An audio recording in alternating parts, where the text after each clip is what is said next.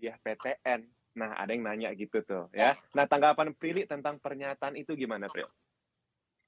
sebenarnya menurut aku kita kuliah di mana itu nggak bisa menjadi patokan nih orang pinter atau enggak ya, karena dalam memilih kampus itu banyak banget pertimbangannya. Nah, kenapa aku memilih LSPR bukannya memilih kuliah negeri? Karena LSPR itu jadwalnya fix, jadi Mhm. memudahkan aku untuk kuliah sambil bekerja gitu. Aku udah cek gitu semua beberapa kampus gitu.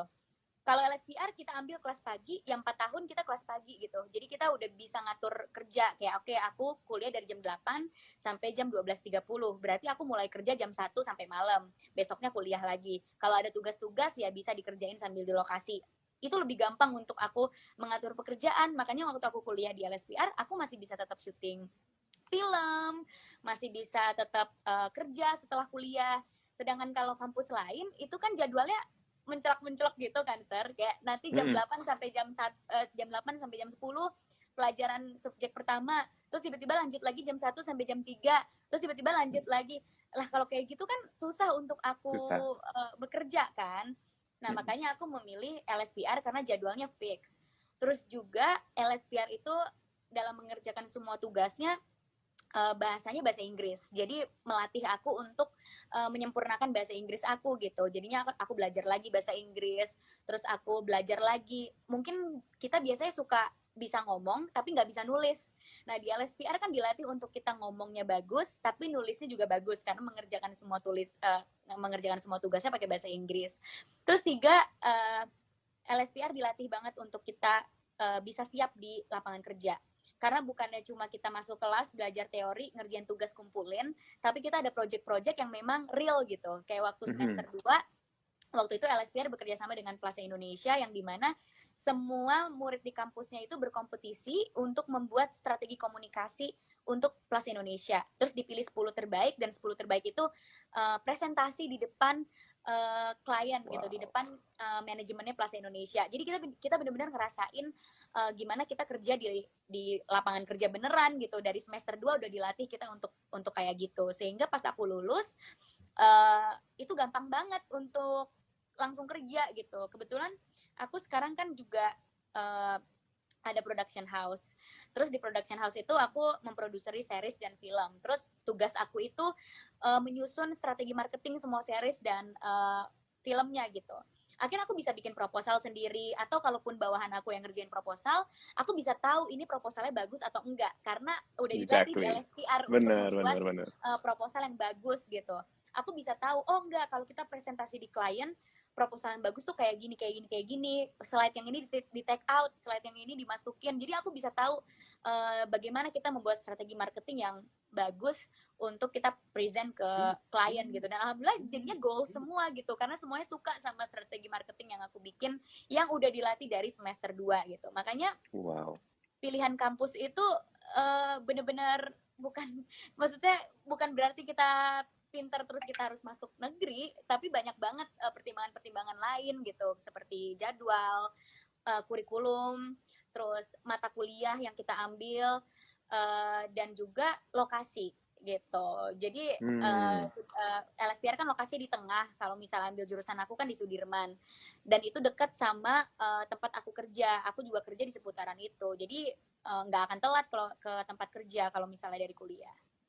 Wow, jadi memang jadwalnya ya memang kok bagi kaum-kaum sibuk gitu ya, Pril ya, LSP itu adalah misalnya tempat yang tepat untuk belajar. Apa namanya? Judulnya judul lagi apa?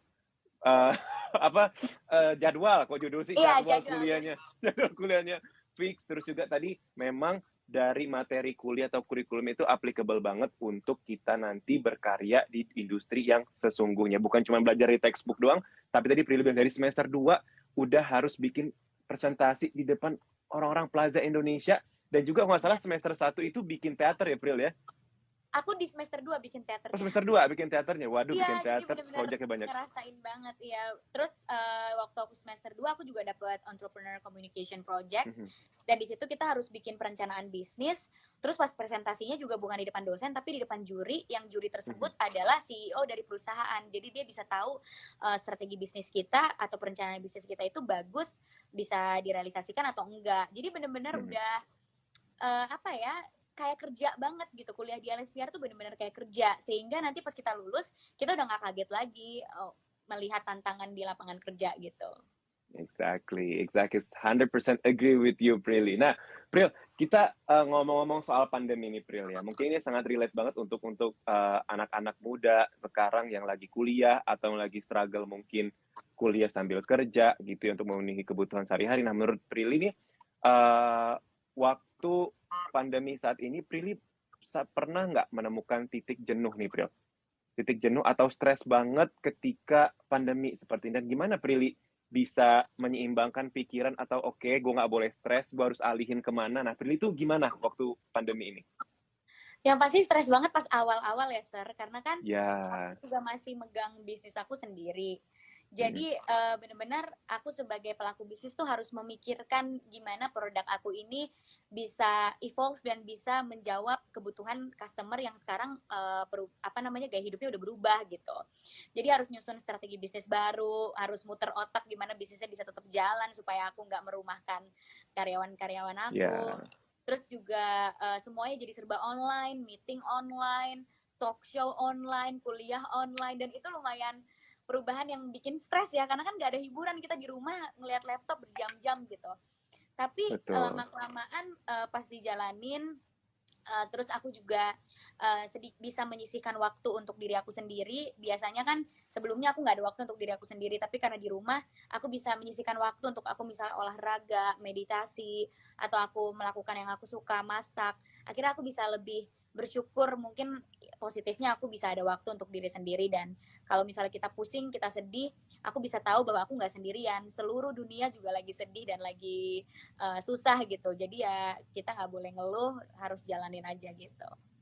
Ya, exactly. Jadi kita juga nggak boleh melulu apa ya bisa aku bilang ya, nggak boleh melulu terpuruk. Kita harus juga bisa, tadi seperti yang Piril bilang juga, stres boleh, oke, tapi kita harus move on, kita harus bangkit, Ya, kita harus evolve, ya, kayak tadi seperti judul skripsinya Pril ya, kita harus terus berkembang supaya bisa bertahan di masa pandemi ini. 100% agree. Nah, Pril, aku mau jawab pertanyaan dari netizen dulu yang di rumah ya. Nah, ada yang nanya nih, LSPR provide untuk scholarship nggak?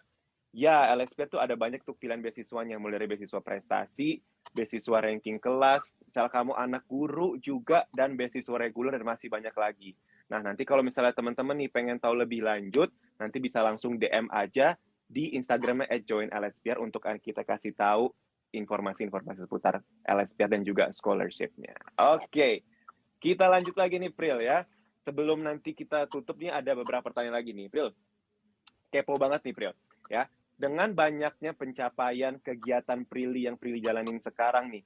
Nah, apakah Prilly pernah ngerasa insecure nggak sih? Mungkin ada yang bilang kayak, Prilly nggak mungkin insecure, kayak dia udah punya semua deh. Nah, kalau Prilly sendiri nih, ya, I know sih, kalau influencers, artis juga manusia. Pasti mereka pernah ngerasa sedih, pernah ngerasa down, ya. Nah, Prilly sendiri pernah nggak ngerasa insecure, Prilly? pasti sih.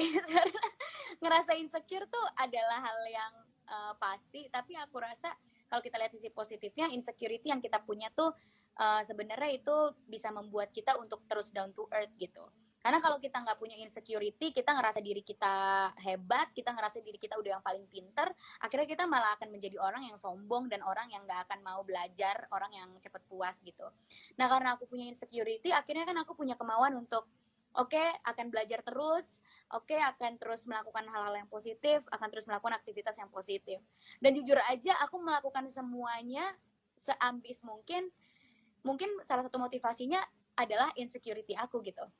Karena aku punya insecurity, akhirnya aku punya kemauan lebih untuk belajar terus, punya kemauan lebih untuk melihat peluang dan memanfaatkan peluang itu untuk misalnya jadi bisnis, terus punya kemauan lebih untuk terus berkarya, untuk syuting walaupun sambil skripsi, walaupun sambil ngurusin bisnis gitu. Karena aku terpacu terus untuk melakukan hal-hal yang positif, sehingga hal-hal yang positif itu bisa menutup insecurity aku gitu. Jadi sebenarnya punya insecurity di dalam diri kita tuh adalah hal yang positif kalau kita ngelihatnya itu sebagai hal yang positif, karena itu bisa memotivasi kita untuk punya kemauan lebih untuk terus melakukan yang terbaik gitu. So, insecure, it's okay, but you know how to overcome it. Kalau, gue Yes. insecure nih, misalnya nih, insecure nih, skripsi gue nggak kelar-kelar ya dikelarin. Jadi Jadi motivasi larin untuk ya. kita, Jadi motivasi insecure buat, jangan insecure jangan bikin down atau jangan malah nge-compare kita sama orang lain dan akhirnya ngebuat kita nggak bersyukur, tapi malah insecure itu akhirnya dibikin kayak oke, kadang aku gini, kok gue belum ngerasa pinter deh, jadinya belajar terus supaya supaya kayak biar bisa lebih wawasannya luas, karena di sekeliling aku tuh banyak banget orang-orang hebat, Sir. Jadi kalau misalnya ngobrol sama mereka, misalnya partner bisnis aku kan lebih tua semua, jadi mereka udah pasti punya experience yang jauh lebih banyak daripada aku. Di saat ngobrol sama mereka mungkin aku kadang ngerasa, duh kayak pengalaman aku belum banyak ya, kayaknya aku ngomong sama mereka kayak belum ngerasa sebanding gitu. Akhirnya aku termotivasi untuk belajar terus, bikin bisnis baru supaya aku bisa ngerasa confident gitu, karena aku punya bekal ilmu yang banyak, punya wawasan yang luas untuk aku bisa bersanding atau punya bisnis partner yang udah hebat-hebat gitu. Nah, akhirnya itu memotivasi aku untuk terus belajar sih, Sir. Wow, always hungry ya, selalu lapar akan apapun itu ya. Yes, Belajar dari benar. orang lain, selalu pengen tahu, dan selalu pengen apa ya, menemukan hal-hal baru yang bisa membuat kita jauh lebih baik lagi. Dan ini benar kata Prilly, jangan compare kita dengan orang lain, tapi compare-lah diri kita sendiri dengan diri kita yang lalu, sehingga kita tahu sejauh apa progres kita. Karena kita nggak bisa mungkin ini nge-compare antara Sir Oke sama Prilly, itu dua orang yang berbeda ya, Pril ya. Yap, Itu benar cuma banget. bikin kamu insecure lagi, tapi coba compare diri kamu dengan progres kamu 3